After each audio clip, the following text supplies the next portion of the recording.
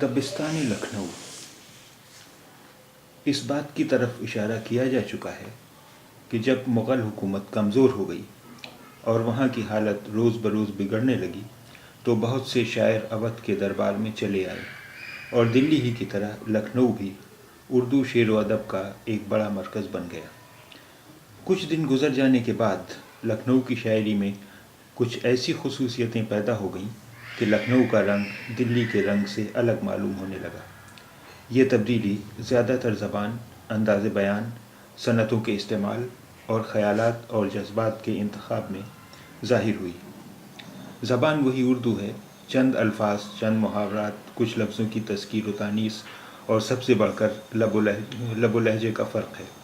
تشبیہ اور استعارے مختلف صنعتیں دلی کے شاعر بھی استعمال کرتے تھے، لیکن لکھنؤ میں ان کا استعمال زیادہ ہونے لگا۔ کبھی تو ایسا معلوم ہونے لگتا ہے کہ شعر صرف لفظوں یا محاوروں کے لیے ہی کہا گیا ہے۔ زبان کی صحت وغیرہ پر ضرورت سے زیادہ زور دیے جانے کی وجہ سے خیالوں کی طرف توجہ کم ہو گئی، بلکہ یہ بھی ہوا کہ معمولی گندے، بناوٹی اور بے کیف خیالوں کو بھی دلچسپ طریقے سے ادا کرنے کو شاعری سمجھا جانے لگا۔ شاعری بہت کچھ روکھی پھیکی ہو گئی اور جو رنگینی پیدا کی گئی وہ محض بناوٹی پھولوں کی طرح خوشنما تھی۔ یہ بات سب شاعروں کے لیے درست نہیں، مگر عام رنگ ضرور تھا۔ لکھنؤ کی شاعری کے اس دور میں 3 چیزوں کی طرف خاص توجہ دی گئی: ایک غزل، دوسرے مرثیہ، تیسرے مثنوی۔ غزل گوئی میں سب سے اہم نام شیخ امام بخش ناسک اور خواجہ حیدر علی آتش کے ہیں، اور پھر ان کے شاگردوں مثلاً اوسط علی رشک، منیر شکوہ آبادی، وزیر رند، بحر، ضیاء، خلیل، پنڈت دیا شنکر نسیم وغیرہ نے ان دونوں استادوں کے رنگ کو چمکایا۔ مرثیہ گویوں میں میر خلیق، میر ضمیر، مرزا سلامت علی دبیر اور میر ببر علی انیس بڑی اہمیت رکھتے ہیں۔ خاص کر مرزا دبیر اور میر انیس اور ان کے خاندان والوں نے تو اپنے مرثیوں سے اردو شاعری کے دامن کو مالا مال کر دیا۔ اس کا ایک سبب یہ بھی تھا کہ لکھنؤ کے نوابوں اور بادشاہوں کو اعتقاد شیعہ مذہب پر تھا۔ محرم بہت دھوم سے ہوتا تھا، اس لیے مرثیے کو بھی ترقی کرنے کا موقع ملا۔ یہاں یہ بھی نہیں بھولنا چاہیے کہ لکھنؤ میں ہولی، بسنت اور دیوالی کے تہوار بھی دھوم سے منائے جاتے تھے اور میلے بھی بڑے پیمانے پر ہوتے تھے، جن میں ہندو و مسلمان سب بڑے شوق سے شریک ہوتے تھے۔ اودھ کی سلطنت مغل حکومت ہی کا ایک حصہ تھی۔ کئی پشتوں تک یہاں کے نواب مغل حکومت کے وزیر سمجھے جاتے تھے، یہاں تک کہ آصف الدولہ کے بعد ان کے بھائی سعادت علی خان تخت پر بیٹھے تو ان کا تعلق دلی سے برائے نام تھا، مگر وہ بھی بادشاہ نہیں کہے جاتے تھے۔ اس زمانے میں ویسے تو مرہٹوں، جاٹوں، سکھوں، روہیلوں سبھی نے طاقت حاصل کرنا شروع کر دی تھی، مگر سب سے زیادہ طاقت انگریزی ایسٹ انڈیا کمپنی کو حاصل ہو گئی تھی اور وہ ایک طرح سے یہاں کی قسمت کا فیصلہ کر رہی تھی۔ پلاسی کی لڑائی کے بعد سے انگریز بنگال اور بہار پر قابض تھے۔ مدراس وغیرہ کا علاقہ ان کے پاس تھا۔ میسور، نظام اور مرہٹے سب ان کے قابو میں تھے۔ دلی کے بادشاہ ان کے رحم و کرم پر تھے اور اودھ میں ان کا دورہ تھا۔ انہوں نے آصف الدولہ اور بہو بیگم کو ستا کر لاکھوں روپے ان سے وصول کیے تھے۔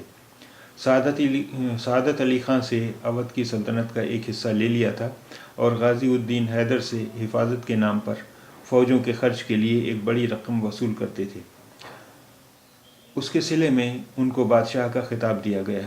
اس طرح اودھ کی سلطنت میں بادشاہت قائم ہو گئی، مگر یہ بادشاہت ایسی ہی کمزور تھی جیسی مغل سلطنت۔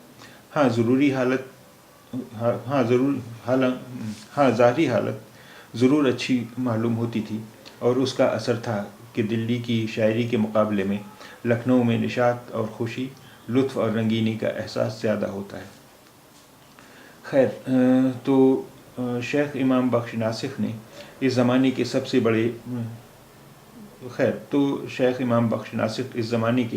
سب سے بڑے شاعر مانے جاتے ہیں۔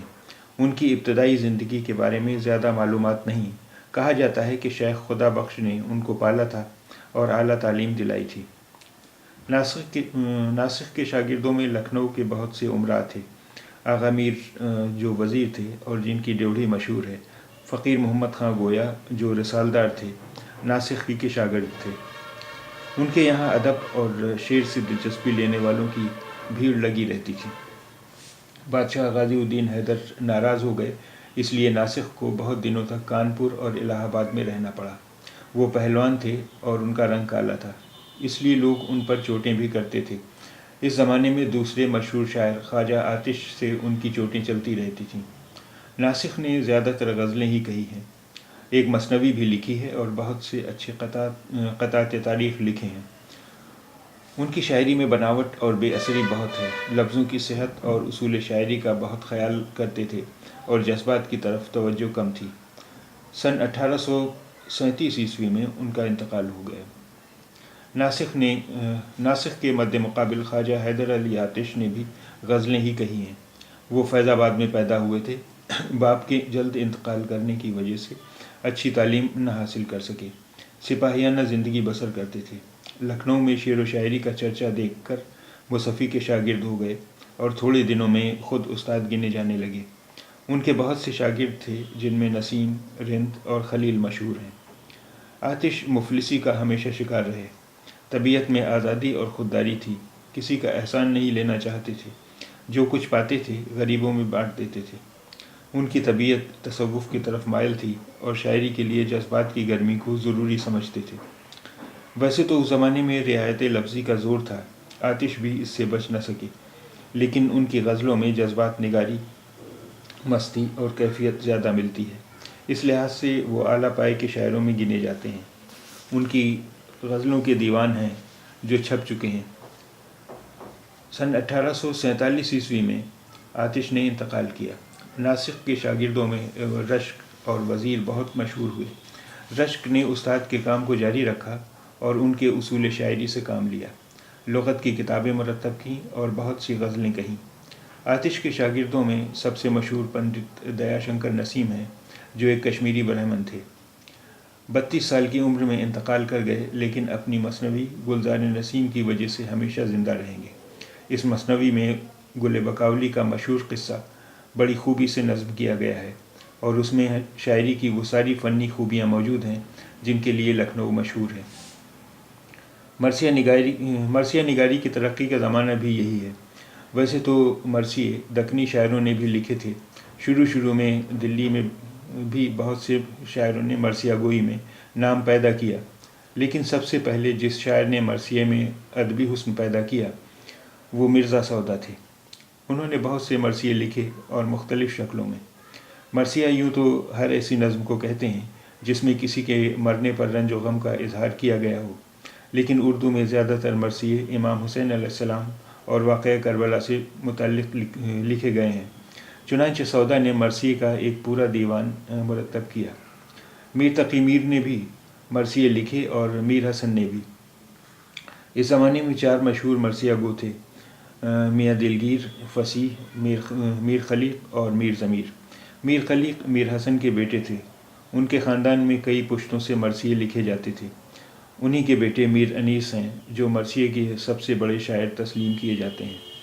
میر ضمیر نے مرثیے میں نئی راہیں پیدا کیں اور بڑی شہرت حاصل کی اور مرثیے کے بہت بڑے استاد تسلیم کر لیے گئے۔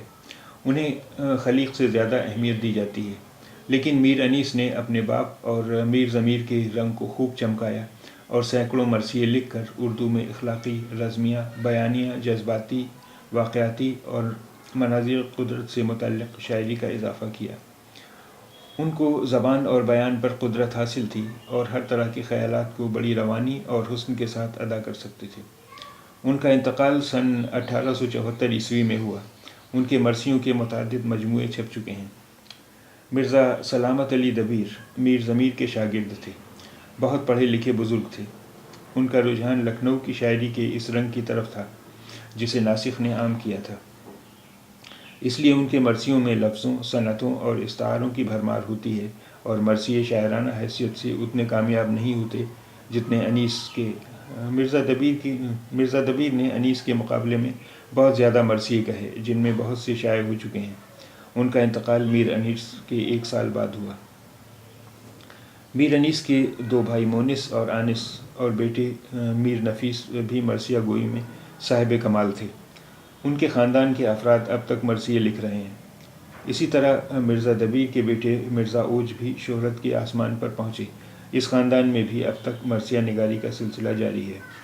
بہرحال جسے شاعری کا لکھنؤ اسکول کہا جاتا ہے، اس نے زبان اور شاعروں کی بڑی خدمت کی اور دلی کی شاعری کو بھی متاثر کیا۔ زبان کی صحت اور الفاظ و محاورات کے استعمال کے لحاظ سے لکھنؤ کی شاعری بہت اہم ہے، لیکن بدقسمتی سے دلی اور لکھنؤ کے جھگڑے بھی کبھی کبھی کھڑے ہو گئے اور ناروا بحثیں چھڑ گئیں۔